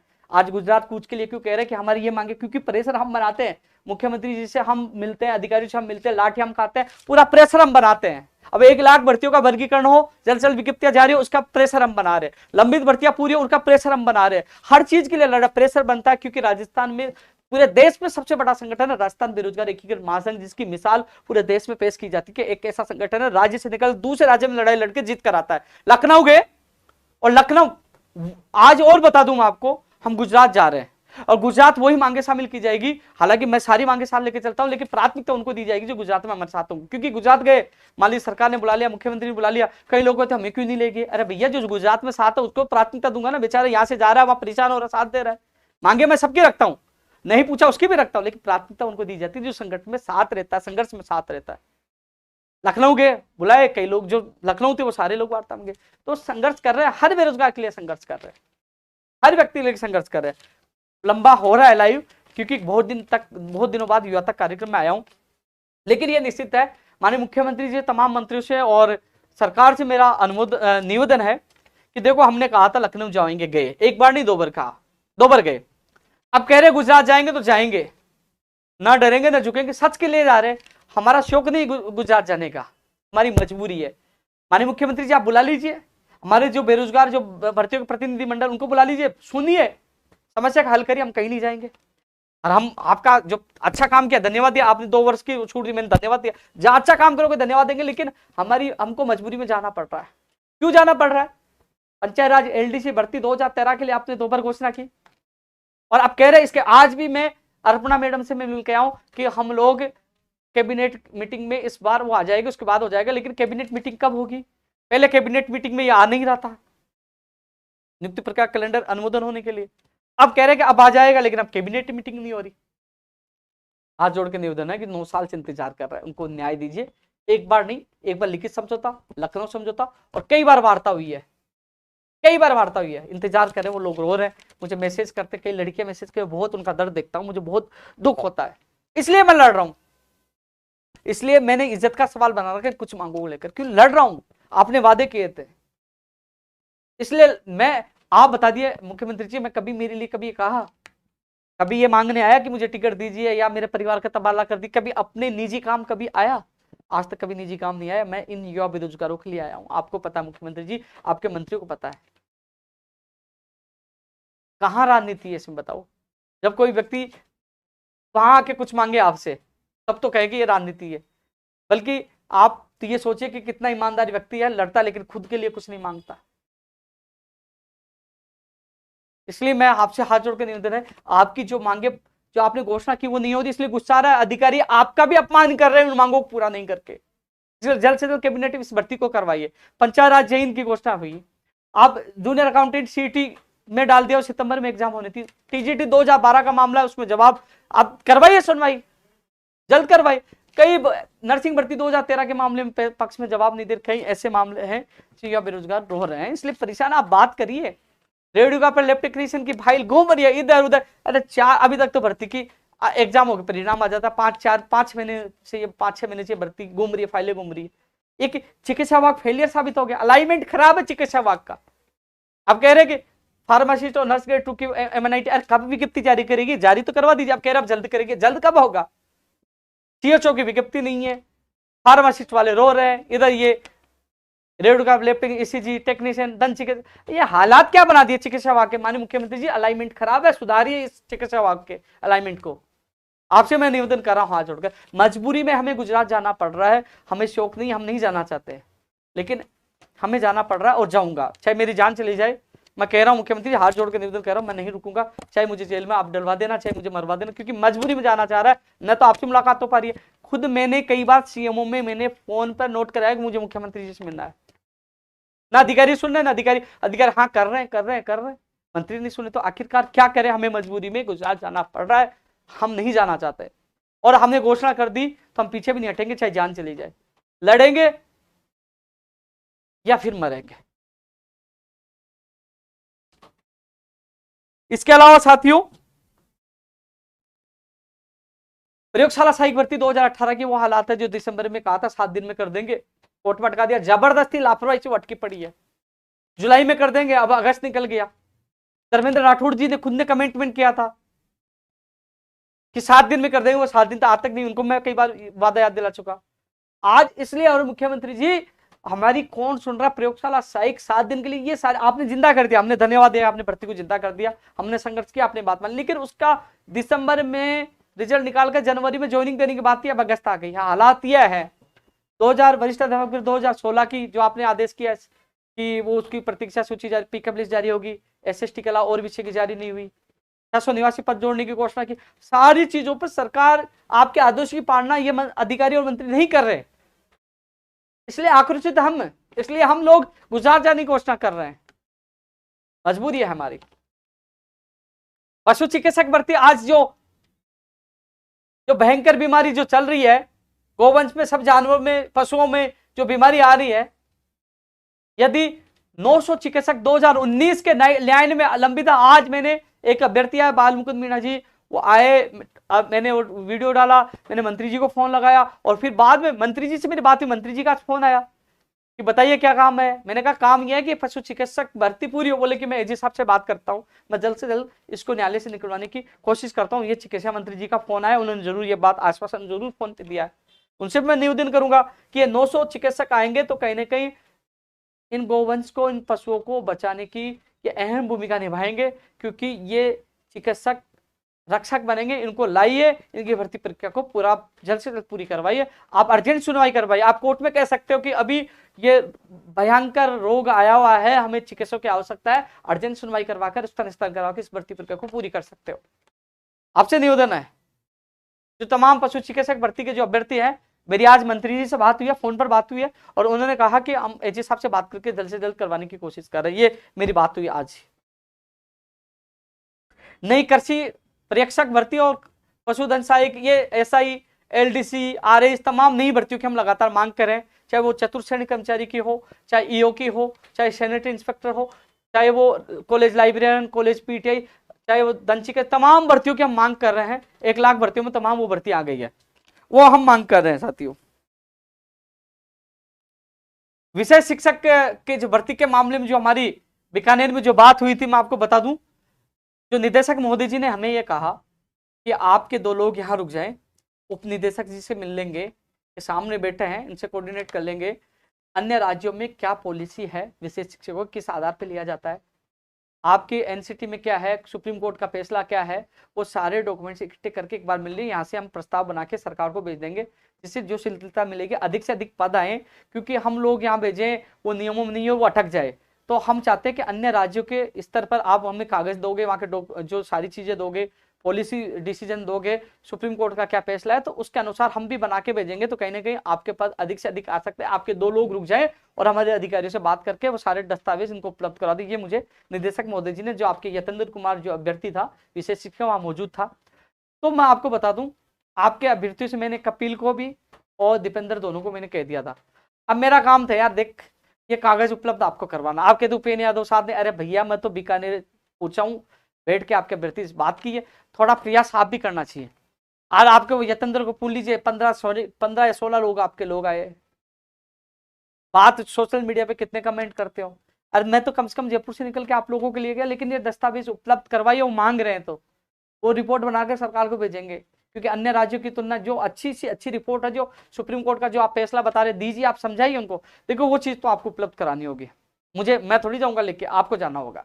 ये तो करिए, जितना मैं प्रयास कर रहा हूँ उतना थोड़ा सा भी प्रयास कर लीजिए, जिससे आप लोगों को राहत मिले। मुझे जो कहा मैंने आपको बता दिया, आपका अभ्यर्थी वहां मौजूद था, आप दीजिए उनको और उनका सहयोग करिए, जिससे आपके अधिक से अधिक पद आ सकते हैं।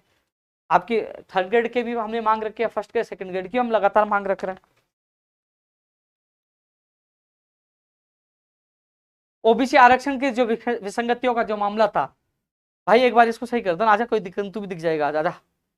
ओबीसी आरक्षण की जो विसंगतियों का जो मामला था, उसमें भी मैंने आज डीओपी सेक्रेटरी साहब से मुलाकात की थी, जो 2 वर्ष वाले मामले में। मैंने कहा साहब ये मामला ज्वलंत होता जा रहा है, ओबीसी, मैं भी ओबीसी वर्ग से आता हूँ, हालांकि राजस्थान बेरोजगार एकीकृत महासंघ में चलाता हूँ, ईडब्ल्यूएस की मांग हो, एसटी/एससी की मांग हो, और चाहे एमबीसी की मांग हो, मैंने हर वर्ग का साथ दिया है। लेकिन इस बार क्योंकि मैं भी ओबीसी से आता हूँ, ओबीसी का अभ्यर्थी मुझे बताता है, मेरा कर्तव्य भी है, मेरा धर्म भी है, क्योंकि जो मैं महासंघ चला रहा हूँ, मैं एक संगठन चला रहा हूं, तो किसी भी वर्ग के साथ गलत हो तो उसका साथ देना चाहिए। मैंने हर वर्ग का साथ दिया है। मैं ओबीसी से आता हूं तो ये नहीं कि ओबीसी से आता हूं साथ दूं, क्योंकि ओबीसी के साथ गलत हो रहा तो इसलिए साथ देना मेरा कर्तव्य है। तो मैंने उन तक ये बात रखी, भाषण लगे, मैं साहब आप समझ लीजिए युवाओं का प्रेशर मेरे ऊपर भी। मैंने कहा मैं ओबीसी आता हूँ, तो उन्होंने कहा कि हमने देखो जैसे कई जो बाहर से जो आ रहे थे खेल स्पोर्ट्स में, उस समस्या का भी हमने निस्तारण किया है। अब हम दिव्यांग वाले मामले में भी निस्तारण कर रहे हैं और ओबीसी वाले में करेंगे। हमारा मामला प्रोसेस में है। ज्यादा उन्होंने कुछ बताया प्रोसेस, मैंने कहा लोगों में आक्रोश है, और जो प्रोसेस में जब तक होगा, जब तक कई लोगों को बहुत पदों का नुकसान हो जाएगा। सबसे बड़ी बात, ओबीसी के युवा नेता अब जाग रहे हैं। काश वो पहले जाग जाते तो हजारों पदों का नुकसान नहीं होता, लेकिन खैर अब जाग गए तो पहले वाले पद भी लीजिए, ये भी लीजिए। मैं तो हमेशा साथ हूं, साथ देता रहूंगा, लेकिन इस मामले को आपको आंदोलन की तारीख जल्द फिक्स करनी चाहिए, सड़कों पर उतरना चाहिए। मेरा पूरा सपोर्ट रहेगा, मैं पूरा साथ दूंगा, लेकिन फिक्स करिए आप। जो बड़े नेता जो आंदोलन में आए हैं उनका स्वागत है, आवाज उठाइए, मेरे युवाओं को न्याय मिलना चाहिए। इसके अलावा साथी, मैं तो साथ रहूंगा हमेशा, जब बुलाओगे मैं आपके साथ हूं।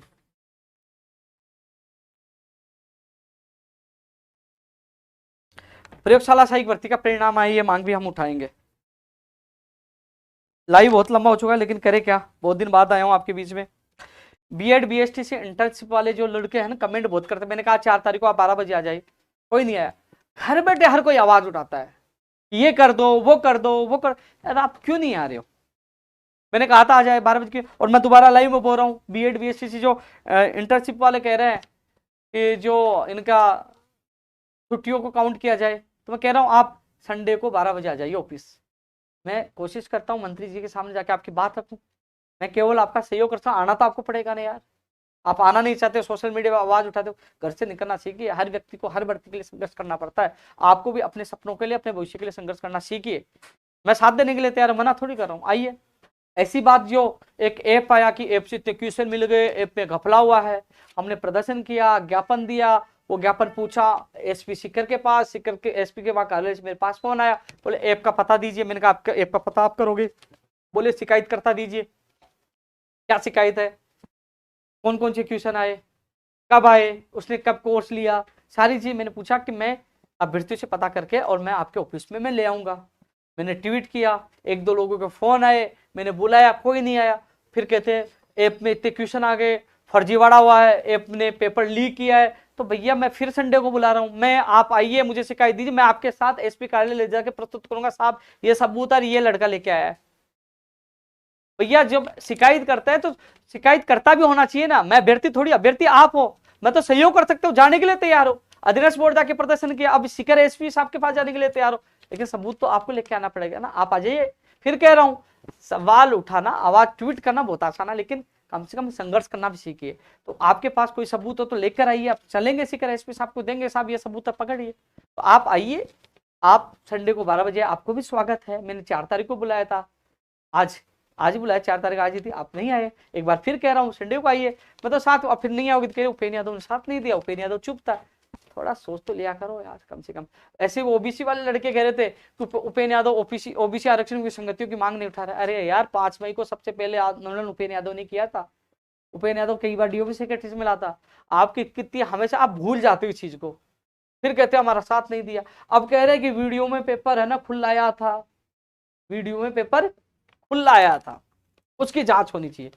हमने कहा कि मेरे ऑफिस बुलाया, हम वहां गए, पहले 16 लड़के, मैंने एक एक गणे, कितने 5-7 लोग और बढ़ गए, ठीक है। मैंने कहा, उनको कहा भैया दोबारा, बोले दोबारा इतने भी नहीं आएंगे। मैंने हो गया, तुम्हारी जांच हो गई।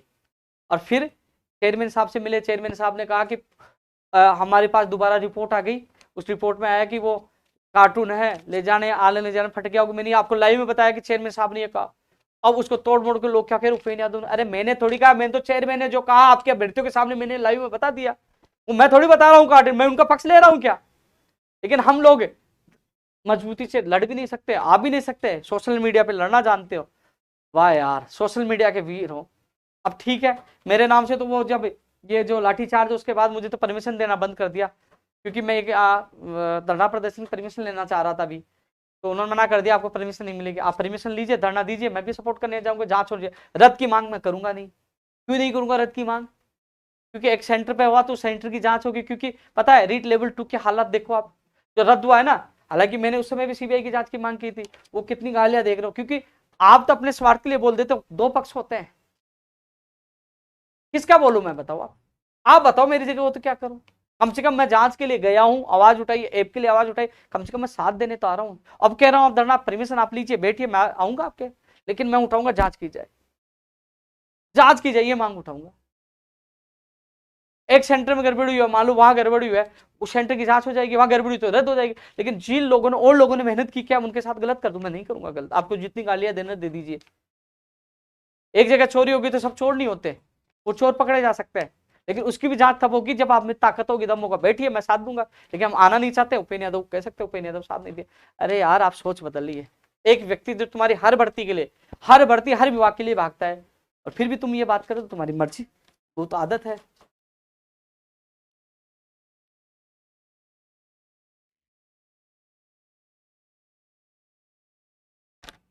आरएस भर्ती की जो विज्ञप्ति सितंबर तक ही जारी हो पाएगी, नई आरएस भर्ती की विज्ञप्ति सितंबर तक ही जारी हो पाएगी। इस महीने अंतिम तक वो अभ्यर्थना आरपीसी जाएगी। फायरमैन के लिए कल अधिकारियों से, कल वापस आईएएस अधिकारी है, उनसे कल मिलने जा रहे हैं अभ्यर्थियों के साथ। फायरमैन भर्ती का जो इसका जो फिजिकल और प्रैक्टिकल होना है, इसकी तारीख नहीं मिल पा रही, कल इसके लिए मैं मिलने जा रहा हूँ। सीएचओ की नई भर्ती 20 तारीख के बाद ही आएगी, अभी नहीं आएगी, 20 के बाद ही आएगी सीएचओ की। बाद में अब कब आएगी, अभी 20 तक तो मुझे नहीं लगता आ पाएगी, बाद में कब आएगी मैं आप लोगों को बताऊंगा, नई भर्ती के लिए अधिकारी से बात करके कब आएगी, क्योंकि 8 तारीख को हम जाएंगे, तब उनसे वार्ता करेंगे। लेकिन अभी तक स्थिति स्पष्ट नहीं हो पाई है, कब विज्ञप्ति जारी होगी, और जो होगी मैं आप लोगों को बता दूंगा।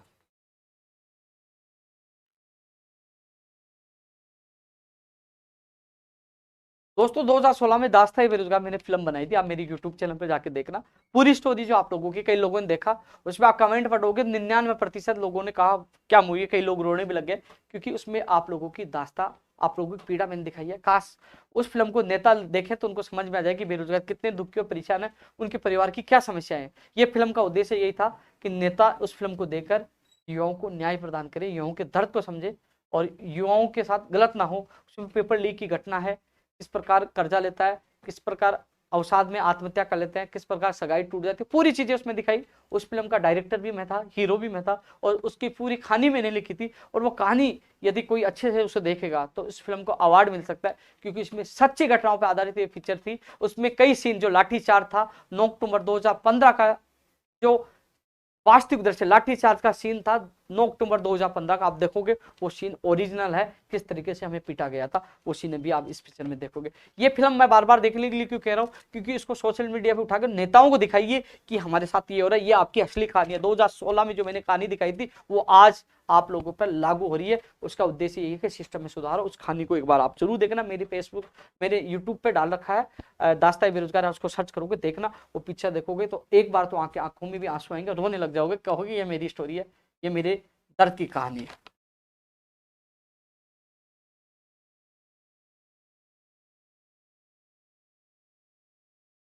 और जो थोड़ी दिन पहले जो एक चीज और बता दूं, रेडियो का लैब टेक्नीशियन और जो चिकित्सा विभाग की भर्तियों की खबर आई थी, बड़ी खबर आई थी कि ये चक्करगनी फाइल घूम रही है, उसको लेकर मीटिंग एक बार फिर अधिकारियों की हो चुकी है, उस पर एक्शन लिया जा रहा है। खबर का हसर हुआ है। आज जब मैं डीओपी सेक्रेटरी साहब से मिला था तो उन्होंने कहा कि वो खबर आने के बाद हमसे सीएमओ ने रिपोर्ट मांगी है, और इसमें मुख्य सचिव साहब ने भी विभागीय अधिकारियों से रिपोर्ट मांगी और मीटिंग ली है।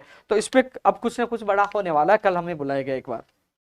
एक चीज, रीट वाला जो मामला आया, माहौल बना दिया कि रीट का पेपर वायरल हो गया, लीक हो गया।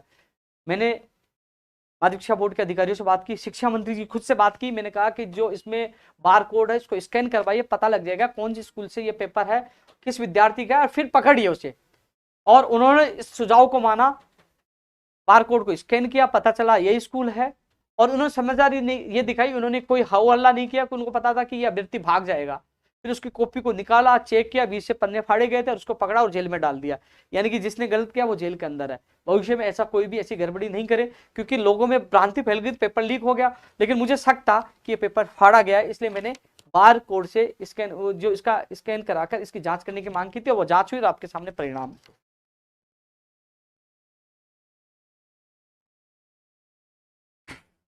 संस्कृत विभाग में रीट लेवल 1 में पद बढ़ाने के लिए काफी लोगों के कॉल और मैसेज आते हैं।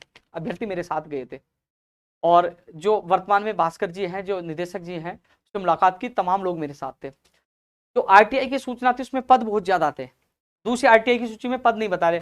हमने कहा इतने पद खाली होने के बाद भी 273 पद क्यों आए, तो उन्होंने बताया पहले जो बीएसटीसी प्लस बीए कर रखे थे, जो टीचर बन चुके, हम उसको लेवल 2 में जोड़ लिए थे, लेकिन बाद में मूल योग्यता बीएसटीसी इनको वापस ला दिया, इसलिए पहले पद ज्यादा हो गए थे कि जो वहां चले गए, यहाँ पद ज्यादा हो गए थे, लेकिन वापस इनको इसी विभाग में उसमें लाया गया, ऐसे पदों की संख्या कम होगी, इसलिए पद है ही नहीं, कहां से बढ़ाए। पूरी छानबीन की गई हमारे आपके, इसलिए वो पद नहीं बढ़ रहे। वो कह रहे ज्यादा 20-25 पद बढ़ सकते हैं और ज्यादा पद नहीं बढ़ सकते, और आने वाली भर्ती में भी 200-300 पदों से ज्यादा नहीं आएंगे। वो भी कह रहे हैं 200-300, अभी तो आंकड़े फिक्स नहीं बताए, नहीं आएंगे 2022 में भी, लेकिन ज्यादा पद नहीं बढ़ सकते। लेकिन उन्होंने कहा कि लेवल 2 में पद बहुत ज्यादा है, 1500 से ज्यादा पद है, 1500 में 50 में कितने, 15 से ज्यादा पद है, उसमें भी गणित विज्ञान के ज्यादा पद बता रहे हैं, 700-800 के करीब गणित विज्ञान के पद बता रहे हैं, और 1500 से ज्यादा पद बता रहे हैं लेवल 2 में। सबसे ज्यादा गणित विज्ञान के, उसके बाद संस्कृत के पद है, फिर एसएसटी के और वो हिंदी के, लेकिन सबसे ज्यादा बता रहे हैं।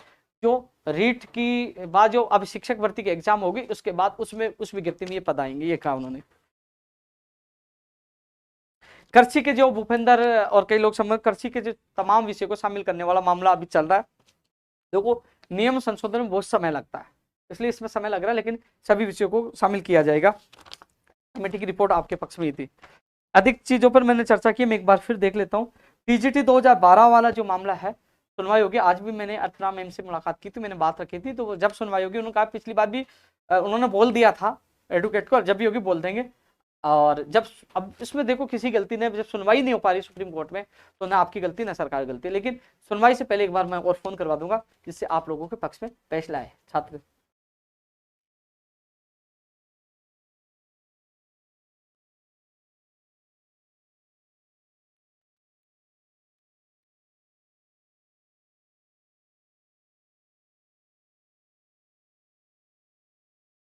अब कह रहे रीट में नॉर्मलाइजेशन की मांग उठाई है। मैं इस पे चुप क्यों, मैं आपको बता दूं दोस्तों कि पटवारी में नॉर्मलाइजेशन हुआ। क्या हुआ कि कई लोगों के 15-15, 20-20 नंबर थे, उनका नंबर नहीं आया, वो बाहर हो गए। दो पक्ष हो गए, एक कह रहा हमारा साथ दो, एक हमारे साथ। यही मैं कहूंगा नॉर्मलाइजेशन करो, जिसके नंबर नंबर 90 आ रहे, पास और फेल हो गया, मुझे गालियां देगा। मुझे पता है 23 तारीख को कठिन पेपर आया था, लेकिन मैं किसका साथ दूंगा बताओ। दो मेरे पास फोन आ रहे हैं कई कि नॉर्मलाइजेशन नहीं होना चाहिए, हम मारे जाएंगे, हमारे नंबर कम हो जाएंगे। कुछ कह रहे हैं कि नॉर्मलाइजेशन होना चाहिए। दो पक्ष से लड़ो आप, एक का पक्ष बोलता गाली मत सुनो। इसलिए हाथ जोड़ता हूँ, जो बोर्ड करेगा वो मान्य होगा, मैं नहीं बोल सकता।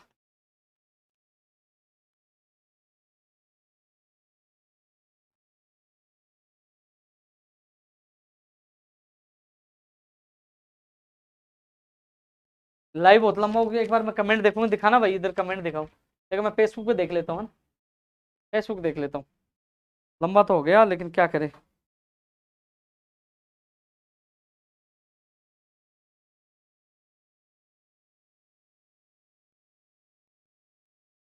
बहुत फोन भी आ रहे हैं।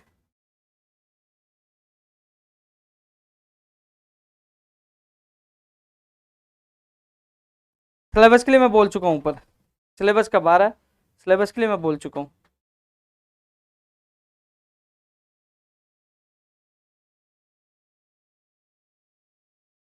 अब हिमाचल में भर्ती आई है कि हिमाचल वालों को ले रहा है, राजस्थान के लोगों को प्राथमिकता मिले, इसके लिए हम पूरी पूरी कोशिश कर रहे हैं। लेकिन सब लोग अपने अपनी भर्तियों में बढ़ जाते हैं, कोई नहीं आता, कोई नहीं कहता कि मेरी रेड होगा पर एप्लीकेशन रीट फर्स्ट के सेकंड के सबको रोक दो, पहले प्रदेश के बेरोजगारों को प्राथमिकता का मामला हल होना चाहिए। कोई नहीं बोलता, सब कहते नहीं मेरी भर्ती आ जाए। खैर कोई बात नहीं यार, ये तो आपको नुकसान हो रहा आप लोगों को। मैं एक बार देख लेता हूँ।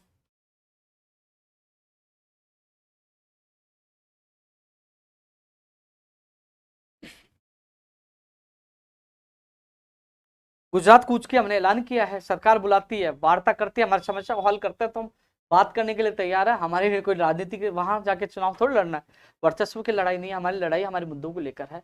आप एक कदम बढ़ाइए, वार्ता का समस्या हल करिए, हम 2 कदम बढ़ाएंगे, हमें केवल हमारी मांगों से मतलब है।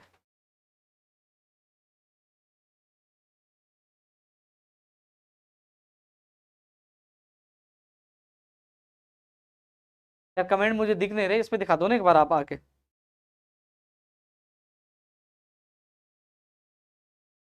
वो इसमें मेरा नेट नहीं चला।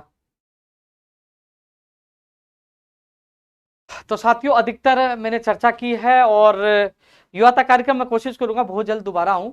और कल एक बार कई अधिकारियों से मुलाकात कर रहा हूं, गुजरात कूच के लिए एक बार फिर रणनीति बना रहे हैं। इस बार 17 तारीख को कूच करें, लेकिन हाँ एक विशेष मैसेज आप लोगों से था। जो टीएसपी के जो विद्यार्थी हैं कई बार वो जयपुर में नहीं आ पाते हैं, डूंगरपुर, बांसवाड़ा, उदयपुर, सिरोही, उनकी कई समस्या आती है। एक बड़ी समस्या तो यह है, मैं आपको बता दूं कि जो कई नॉन टीएसपी के शिक्षक वहां टीएसपी में भी लगे हुए हैं, यदि सरकार उनको टीएसपी से नॉन टीएसपी में भेज देती तो कई सैकड़ों की संख्या में पद खाली होंगे, वो टीएसपी के विद्यार्थी को मिल सकते हैं। उनके टीएसपी में शिक्षकों की भर्ती अधिक पदों पे आ सकती है।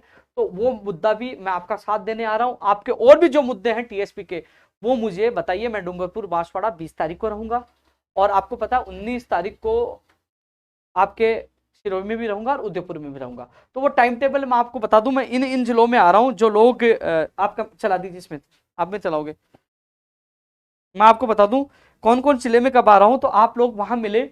जिस प्रति कोई भी मांग है, मैं आपसे मिलने आ रहा हूं, आपसे संवाद करने आ रहा हूं। जब गुजरात कूच करेंगे तो मैं इन जिलों में आप लोगों से मिलते हुए मैं सीधा गुजरात जाऊंगा। वहां पालनपुर इकट्ठे है ना गुजरात में, तो मैं आप लोगों से वहां मुलाकात करूंगा। तो मैं कहां कहां रहूंगा आपको टाइम टेबल भी मैं बता दूं आप लोगों को। 18 अगस्त को मैं जयपुर से निकलूंगा, 11 बजे पाली रहूंगा साइंस पार्क में, पाली में। जो पाली में जितने भी विद्यार्थी युवा बेरोजगार मिलना चाहते हैं अलग अलग भर्ती, वो 11 बजे मुझे साइंस पार्क पाली में मिले। आपसे मुलाकात के बाद मैं 3 बजे वहां जालोर विजय पैराडाइज में आप लोगों से, जालोर के जो मेरे मित्र हैं, जो गिरिराज जी भी हैं, और वहाँ भरत भाई भी है, और शंभू सिंह जी, कई लोग हैं। तो वहां मैं मुलाकात करूंगा आप लोगों से सबसे जालोर में 3 बजे। 6 बजे सुमेरपुर भेरू चौक में रहूंगा।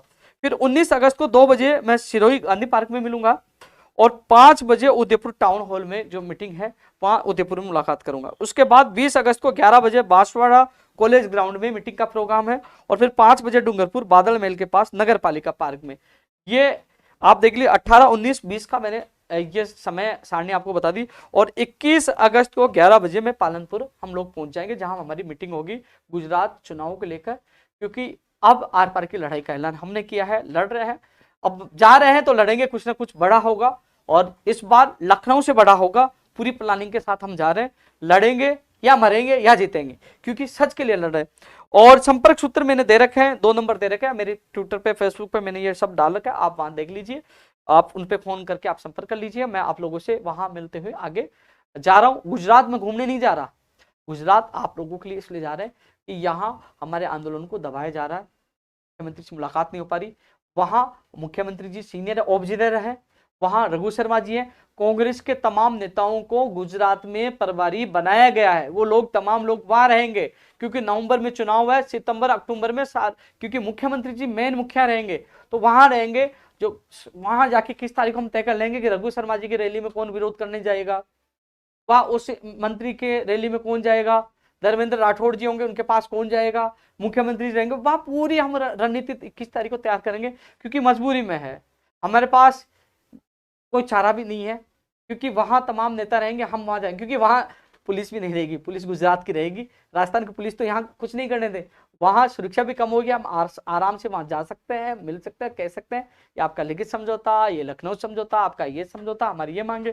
तो टक्कर बड़ी होगी, हंगामा बड़ा होगा, और बहुत रोचक मुकाबला होगा। लेकिन मैं निवेदन कर रहा हूँ कि यहाँ वहां बवाल मचे उससे पहले माननीय मुख्यमंत्री जी से हाथ जोड़ के निवेदन कर रहा हूँ, आप अभिभावक है, बुलाइए, समस्या को हल करवाइए। आप बैठोगे, वार्ता करोगे तो समस्या का हल भी हो जाएगा, और यह बेरोजगार को न्याय मिल जाएगा। आपने कई अच्छे काम किए, मैं मानता हूँ, बहुत अच्छे कई काम भी किए हमारे, जो हम उनके आभारी है, धन्यवाद दिया। लेकिन कुछ काम आपके आदेशों की पालना नहीं हो पा रही है, आपके कहे अनुसार जो आपने निर्देश दिए उनकी पालना नहीं हो पा रही। तो ऐसे में यौम आक्रोश है। अब आशा करते हैं कि विवाद न हो, और आप जरूर सुनेंगे, और हमारी मांगे नहीं सुनेंगी तो हमें मजबूरन गुजरात जाना पड़ेगा। बवाल होगा, उसकी जिम्मेदार राजस्थान के कांग्रेस के नेता और राज्य सरकार होगी। लैब असिस्टेंट की बात रखेंगे, जेल प्रहरी की वैकेंसी की मांग है। एक बार फिर देखो, मैं कहीं कमेंट नहीं पढ़ पा रहा, किसी बेरोजगार को मिलना हो, कोई मांग रह गई हो, कुछ मांग उठानी हो, तो संडे को 12 बजे मैं राजस्थान बेरोजगार एकीकृत महासंघ कार्यालय में सभी युवाओं से मुलाकात करूंगा। आज के लिए मैंने ट्वीट किया था, फेसबुक पे डाला था कि आज मुलाकात करूंगा। आज काफी विद्यार्थियों से मैंने मुलाकात आज की भी है और कई लोगों की समस्या को हल करवाने की कोशिश की है उनके साथ जाकर।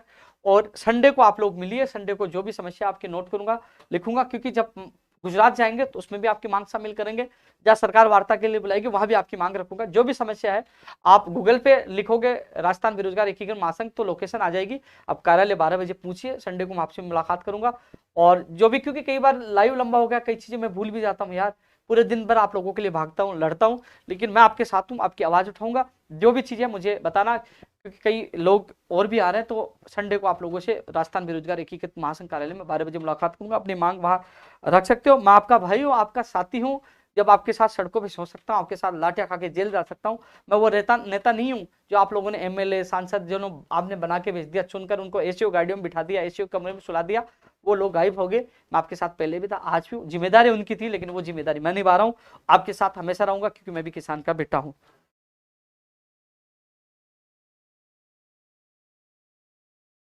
बेरोजगारी भत्ते में इंटर्नशिप रद्द हो, यह भी बहुत महत्वपूर्ण मुद्दा। गुजरात में जाएंगे, रहेंगे, इंटर्नशिप रद्द हो, यह भी बेरोजगारी भत्ते में, यह भी रहेंगे।